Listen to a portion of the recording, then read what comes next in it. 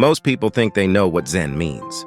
They picture a monk sitting in silence, maybe a rock garden, maybe an inspirational quote on a calendar with a mountain in the background.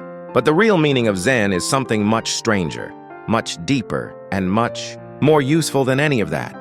And once you actually understand it, you'll start to see it everywhere, in the way a great athlete performs, in the way a skilled chef cooks, in the moments of your own life when everything suddenly feels effortless and right.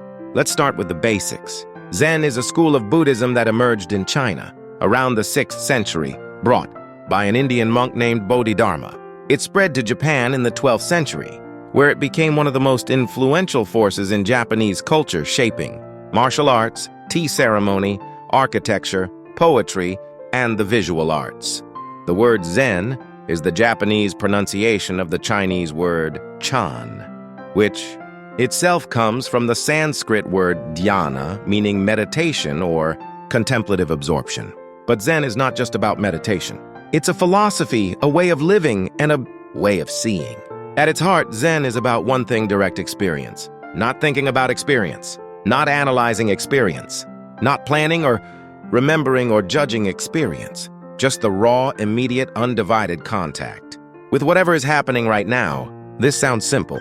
It is not. Most of us spend very little time in direct experience. Instead, we spend most of our mental lives in what you might call the commentary track, the constant internal voice that narrates, evaluates, worries, compares, and judges everything that happens to us. You eat a meal, but you're also thinking about what you have to do after dinner. You have a conversation, but you're also composing your reply while the other person is still talking. You watch a sunset, but you're also thinking about how to capture it for Instagram. We are almost never just here, just this. Zen calls this our monkey mind, the restless, jumping, chattering mind that can never quite settle. And the entire practice of Zen is designed to do one thing: quiet the monkey. The most famous method Zen uses is called Zazen seated meditation.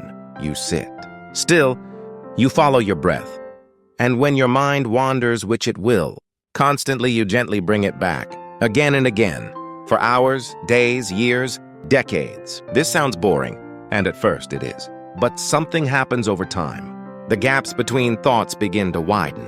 The commentary track gets quieter, and in those gaps, even brief ones, you begin to touch something that is very hard to describe in words. Zen teachers call it no mind, or Mushin in Japanese. Mushin doesn't mean having an empty or stupid mind. It means having a mind that is not caught or cluttered by thoughts, emotions, or judgments. A mind that is fully present, fully responsive, fully alive to what is actually happening. You've experienced Mushin even if you didn't know it. Think about a time when you were completely absorbed in something: a sport, a creative project, a piece of music, a conversation so engaging that you forgot to check your phone. Time disappeared. Self-consciousness disappeared. There was just the activity happening through you. That's Mushin. That's a taste of Zen. The psychologist Mihaly Csikszentmihalyi called this state flow. Athletes call it being in the zone.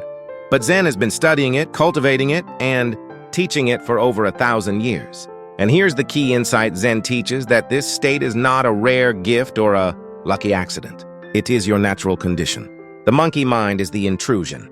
The stillness is what you actually are. One of the most distinctive features of Zen is its use of koans. A koan is a question or statement designed to short-circuit logical thinking.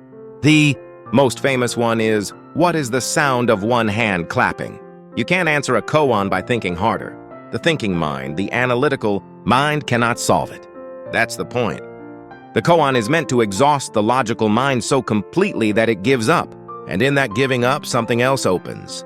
Direct insight, immediate understanding. The thing Zen calls satori, a sudden moment of awakening. Satori is not a permanent state. It's a flash, a glimpse. But for many practitioners, that glimpse changes everything. Because once you've seen that the thinking mind is not all there is, once you've touched the stillness underneath, the noise, you can never quite forget it.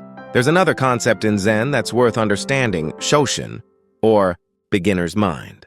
In the words of Zen master Shunryu Suzuki, in the beginner's mind, there are many possibilities, but in the expert's mind, there are few. What this means is that the more we think we know about something, the less we're actually able to see it. We stop looking and start recognizing. We stop experiencing and start categorizing. A child seeing snow for the first time sees it completely with full astonishment. An adult sees snow a category, a familiar thing, and barely notices it at all. Beginner's mind is the practice of bringing that child's openness and curiosity to everything, even things you've done 1,000 times. It's the willingness to be surprised, to not know, to let this moment be genuinely new. This is harder than it sounds. Our minds are efficiency machines. They love to categorize and shortcut. But Zen asks us to resist that shortcut, to actually show up again and again as if for the first time. Now let's talk about how Zen has quietly shaped the modern world. Steve Jobs was a lifelong Zen practitioner. He credited Zen with teaching him the power of simplicity, focus, and intuition, the design philosophy behind Apple. Clean lines, no excess, nothing that doesn't need to be there is deeply Zen. The martial arts tradition of Japan, judo, kendo, aikido, karate, were all profoundly shaped by Zen. The goal in these arts is not just physical technique. It's Mushin, the mind that moves without thinking, responds without hesitating, acts without the interference of self-consciousness. Japanese architecture, the minimalist rooms, the sliding screens, the gardens of raked sand all express the Zen principle that empty space is not nothing. It is something. The silence is as meaningful as the sound. Even the global phenomenon of mindfulness meditation, now practiced by millions of people in offices, schools, and hospitals around the world, has its roots in Zen and the Buddhist meditation traditions Zen emerged from. Zen has been quietly shaping the modern world for decades. Most people just didn't know what to call it.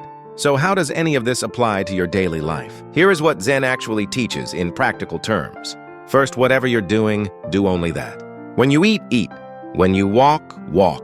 When you listen to someone, listen not to your inner commentary about what they're saying, but to them actually, right? Now, this sounds like a small thing. It is not. Full presence is one of the rarest and most valuable things one human being can offer another. Most people feel the difference immediately when they're with someone who is truly present. It's remarkable, and it's increasingly rare. Second, stop treating the present moment as an obstacle to get through. Most of us live in a constant state of, once I have X, then I'll be able to relax. Once I finish this project, once I get this promotion, once this season of my life is over. But the present moment is not the waiting room for your real life. It is your real life. Every moment you spend somewhere else in your head is a moment of your actual life that passes unlived.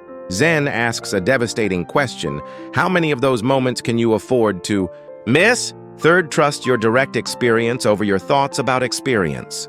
Your thinking mind is useful, but it is not the whole of you, and it is not always right. Zen teaches you to develop another kind of intelligence, one that responds directly, intuitively, without the delay of analysis.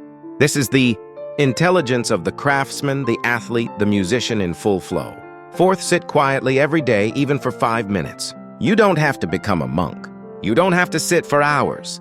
But the practice of deliberately stopping, of sitting still and watching your mind, without engaging it even briefly, even imperfectly, builds something over time. A small distance between you and your thoughts. A little room to breathe. A reminder that you are not the commentary track. You are the one listening to it. There's one more thing about Zen that I think is the most important of all. Zen is not about feeling calm. It's not a stress reduction technique. Zen is about seeing clearly. When the monkey mind quiets down, what remains is reality, sharp, vivid, immediate, exactly as it is, not filtered through your hopes and fears, not softened by your expectations. Just this, just now, just what is actually here.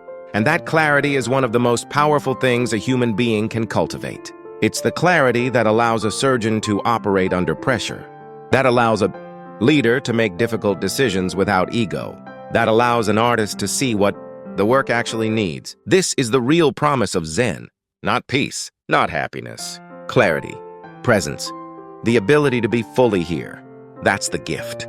Zen is not about becoming passive or detached from life. It's about becoming so fully present to life that you stop missing it. It's about waking up not in the dramatic movie montage sense, but in the quiet, everyday sense of actually being here for your own life, as it happens. Not someday, not when things are better. Not after you've fixed everything that needs fixing. Now, that's Zen.